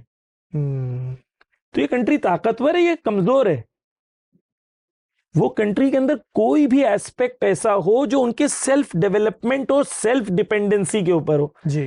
तो ये नजरिया कि आप अपने पैरों पे खड़े हो, जैसे हिंदुस्तान में भी एक नजरिया है कि भाई हमें अपने पैरों पे, आइडियोलॉजी को हम लोग 100% सपोर्ट करते हैं। जो ट्रंप ने इस वक्त टैरिफ लगाया वो हमारे लिए एक तरीके से एक ब्लेसिंग इन डिस्गाइज है। क्यों? क्योंकि हम लोग आंख बंद करके अमेरिका और इजराइल पे भरोसा कर रहे थे। अब हमें रियलाइज हुआ कि हमारे दोस्त नहीं है, ये किसी के दोस्त नहीं है, किसी के भी दोस्त नहीं है, इन पे भरोसा नहीं किया जा सकता। आप देखें, जब ट्रंप ने टैरिफ लगाया 50%, तो इजराइल ने कंडेम नहीं किया आज तक। कंडेम करना चाहिए। अगर आप हमारे दोस्त हैं तो आपको कंडेम, सबसे पहली कंट्री जिसने कंडेम किया वो ईरान था जी। तो ये हमारे लिए क्लियर होना चाहिए कि इंटरनेशनल स्टेज पे हमारा कोई दोस्त नहीं है, और वही कंट्री कामयाब है जो अपने पैरों पे खड़ी हो। तो जब तक हम लोग वाकई आत्मनिर्भर भारत की तरफ जो है वो हम लोग सेल्फ डिपेंडेंसी की तरफ नहीं जाएंगे, तब तक हम लोग इनके ऊपर भरोसा नहीं कर सकते, क्योंकि ये कभी भी आपको मैदान में लेके जाके छोड़ देंगे जी। ये वो कौम है। तो हमारे लिए क्लियर है कि आइडियोलॉजिकल तौर पर मुसलमानों को, क्योंकि हमारी ऑडियंस में मुसलमानों को अपने पैरों पे खड़ा होना है। अपने इल्म पे, अपनी टेक्नोलॉजी पर, अपने रिसोर्सेज को अपने हाथों में लेके, अपनी ताकत को जब तक ये खुद डेवलप नहीं करेंगे जी, जब तक कि किसी दीवार का सहारे पे खड़े रहेंगे, वो दीवार कभी भी आपको हटा ली जाएगी और आप गिर जाएंगे। ईरान जो आइडियोलॉजी दे रहा है मुसलमानों को, अपने पैरों पे खड़े हो। जैसे रसूलुल्लाह को खुदा ने कुरान में कहा फस्तकिम कमा उमिरता, ए रसूल खड़े हो जाओ उस तरीके से जिस तरीके से तुम्हें हुक्म दिया गया है। तो अपने पैरों पे खड़े रहने वाली आइडियोलॉजी है, वो आइडियोलॉजी इंपॉर्टेंट है। और ये जो वेस्टर्न कंट्रीज कहती है कि आप इतने ताकतवर हो गए, इतने ताकतवर हो गए, आप यकीन जाने कि कई कंट्रीज हैं वेस्ट ने उनकी पूरी गवर्नमेंट्स को 3 दिनों में चेंज किया है। रातों रात आते हैं, रातों रात चीजों को चेंज कर देते हैं, इनके हाथ में कुछ नहीं होता है जी। तो ये ताकत की निशानी नहीं है, ये कमजोरी की निशानी है। लग रहा है ऊपर से, इसका मतलब मिडिल ईस्ट में ये सारी चीजें बस यूं ही उलझी रहेंगी और इसका अंत जो है फिलिस्तीन की आज़ादी ही है, या स्थायी शांति तभी मुमकिन है, वरना ये सारी चीजें देखिए आइडियोलॉजिकली जब तक मिडिल ईस्ट या वेस्ट एशिया या मुसलमान जो है, देखें आयतुल्लाह खामेनी की नजरिए कि हमारे पास दुनिया में हम सेंट्रली लोकेटेड हैं। ये मुस्लिम कंट्रीज जो मिडिल ईस्ट में सेंट्रली लोकेटेड है, मैन पावर हमारे पास यूथ बहुत है, ठीक है। हम लोग ट्रेड जो पूरी दुनिया का है वो हमारे से गुजरता है जी, ठीक है। जो भी शिप्स को गुजरना है हमारे यहाँ बीच में हम लोग हैं, है ना, तो हमारे यहाँ से गुजरना है। इल्म में, टेक्नोलॉजी में हम लोग, हमारे बच्चे जवान किसी से कम नहीं है, ठीक है। तो जब तक हम पूरे वेस्ट एशिया को इस तरीके से ना देखें कि हम टोटल वेस्टर्न इंटरफियरेंस से आजाद होकर डेवलप होंगे, तब तक ये प्रॉब्लम्स रहेंगी। क्योंकि वेस्ट जहां पर भी इन्वॉल्व होगा वो प्रॉब्लम्स को क्रिएट करेगा, ग्रुप्स को क्रिएट करेगा, हर ग्रुप को एक दूसरे से लड़ाएगा ताकि उसका बेनिफिट हो। तो मुसलमान जब तक, जो आयतुल्लाह खामेनी की नजर है, जो इस्लाम की असल नजर है, कि जब तक कान नास उम्मतन वाहिदा, खुदा कुरान में कहता है कि Allah created you nothing but as one nation, not for Muslims. Allah क्या बोलता है कुरान में, तमाम इंसान को हमने एक नेशन बनाया था, फिर गिरोह गिरोह में बांटा ताकि एक दूसरे को तुम पहचान सको, है ना। तो इस्लाम में यूनिटी का कॉन्सेप्ट है और वो एक सेंट्रल यूनिटी के तहत खुद प्रोग्रेस करें, अपने रिसोर्सेज को खुद मैनेज करें। जब तक वेस्ट इन्वॉल्व रहेगा, मतलब ट्रम्प खुल के कहता है सीरिया में हम लोग क्यों हैं, क्योंकि ऑयल है। यहां पर हम लोग क्यों हैं, क्योंकि हमको इनके रिसोर्सेज चाहिए। कोई अगर आपको कहे कि आपके जेब में बहुत पैसा है, आप सोचें कि सारी दुनिया के प्रेसिडेंट्स खड़े हैं और उसके सामने मैं कहूं आपके पास बहुत कैश है, मुझे ये कैश चाहिए, आप वाकई बताएं आपको कैसा लगेगा? बिल्कुल इज्जत महसूस होगी या जिल्लत महसूस होगी कि मेरी कोई औकात ही नहीं है। तो या तो इनको अगर आप कोई अगर कहे कि नहीं ये इज्जत है, तो हम इस इज्जत के मुखालिफ हैं। तो जो क्राइटेरिया है एक जस्टिस जी, ठीक है। मैं आपको कुरान से जी पूरी इस्लामिक आइडियोलॉजी की, प्रॉफिट्स का नजरिया एक आयत में खुदा कहता है बिस्मिल्लाहिर्रहमानिर्रहीम लक़द अरसलना रुसुलना बिल बय्यिनाति व अंज़लना माअहुमुल किताब वल मीज़ान लियक़ूमन नासु बिल क़िस्त। अल्लाह कहता है कि आई सेंड, मैंने तमाम नबियों को भेजा, उनके साथ किताब भेजी, उनके साथ हक और बातिल का स्केल भेजा, मीज़ान भेजा। क्यों भेजा? उनके साथ रैशनल प्रूफ्स भेजे। क्यों भेजा? अल्लाह कहता है कि प्रॉफिट्स का पर्पस ये था ताकि ह्यूमन बीइंग्स खड़े हों किस चीज के लिए? जस्टिस के लिए। तो प्रॉफिट्स क्यों आए थे? प्रॉफिट्स रेवोल्यूशनरी फिगर्स होते थे। देखिए मैं एक मिसाल दूं, हमारे व्यूअर्स के लिए शायद इंटरेस्टिंग होगा कि तमाम दुनिया में लोग क्रिसमस मनाते हैं जी, है ना। अगर आप किसी को भी पूछें कि क्या हुआ था क्रिसमस में, तो कहेंगे कि जीसस की बर्थ डेट है, फिर उसके बाद उनको सूली पे चढ़ा दिया गया था जी। ये तमाम स्कूल्स में सब जगह सबको पता है। क्वेश्चन, क्यों सूली पे चढ़ाया गया था? ये कितनों को पता होगा? किसी को नहीं पता। तो ये होता है कि जब आप आइडियोलॉजी भूल जाएं जी, आप कस्टम्स याद रखें, आइडियोलॉजी।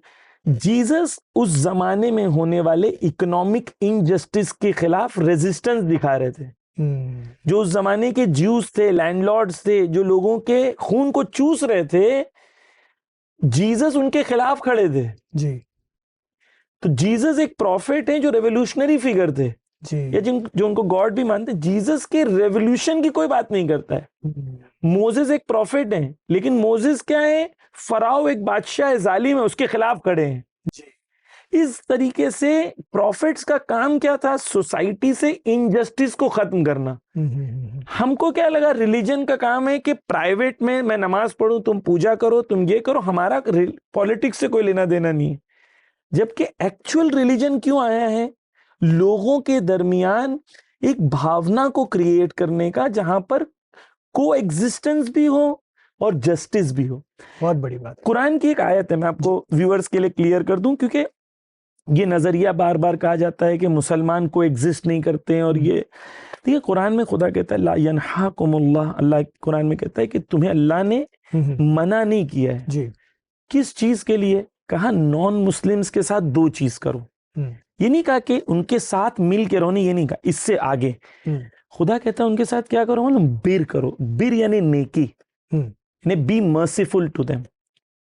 कुरान का पैगाम क्या है, को एग्जिस्टेंस का नहीं है। कुरान कहता है नॉन मुस्लिम्स के साथ क्या करो, बी मर्सीफुल टू देम, उनके साथ नेक बनो। बिल्कुल। और दूसरी चीज कुरान कहता है do justice to them, and Allah loves those, Allah मोहब्बत करता है उनके साथ जो मुक़सितीन होते हैं, जो जस्टिस करते हैं। तो कुरान का पैगाम नॉन मुस्लिम्स के लिए क्या है, जस्टिस वाला है, नेकी वाला है। सिर्फ एक कौम है जिससे जंग है, वो कौन है, जो आपसे जुल्म करे जी, और आपको घर से बाहर निकाले। ये भी नहीं कह सकते हम लोग कि भाई कोई हमें मारे, कोई हमें कुछ करे, फिर भी हम खामोश रहेंगे, नहीं, ये नहीं है। जो आप पे जुल्म करे उससे मुकाबला करना है। बाकी हर इंसान के लिए आपको नेक बनना है। वही लफ्ज इस्तेमाल किया है जो वालिदैन के लिए इस्तेमाल हुआ है, कि जिस तरीके से तुम्हें वालिदैन का ख्याल रखना है, उसी तरीके से अपने दूसरे नॉन मुस्लिम्स का भी ख्याल रखना है। हज़रत फातिमा ज़हरा की भी वो है, मैं खाली एक मिसाल दे दूं कि वो कहती है अल जार सुम्मतदार, कहती हैं कि पहले पड़ोसी फिर घर वाले। मुसलमानों को सिखाया गया है प्रॉफिट ने और अहले बैत ने कि अगर तुम्हारा पड़ोसी भूखा है जी और तुम खाना खा रहे हो तो तुम मुसलमान नहीं हो, ना तुम अल्लाह को मानते हो, ना रोज़े क़यामत को मानते हो। तुम्हारे लिए जरूरी क्या है कि तुम खा रहे हो तो 40 घर तुम्हारे अतराफ में जितने हैं ना, वो पड़ोसी है तुम्हारे। तुम्हारी जिम्मेदारी है कि वहां कोई भूखा हो, वहां कोई मरीज हो, वहां कोई परेशान हो, तो तुम्हारी पड़ोसी होने की जिम्मेदारी है। नहीं देखना है कि मजहबी हिंदू है, मुसलमान है, क्रिश्चियन है, जो भी हो, तुम्हारी जिम्मेदारी है पड़ोसी का ख्याल रखना। इस्लाम में ये मर्सीफुल एटीट्यूड है, जस्टिस वाला एटीट्यूड है।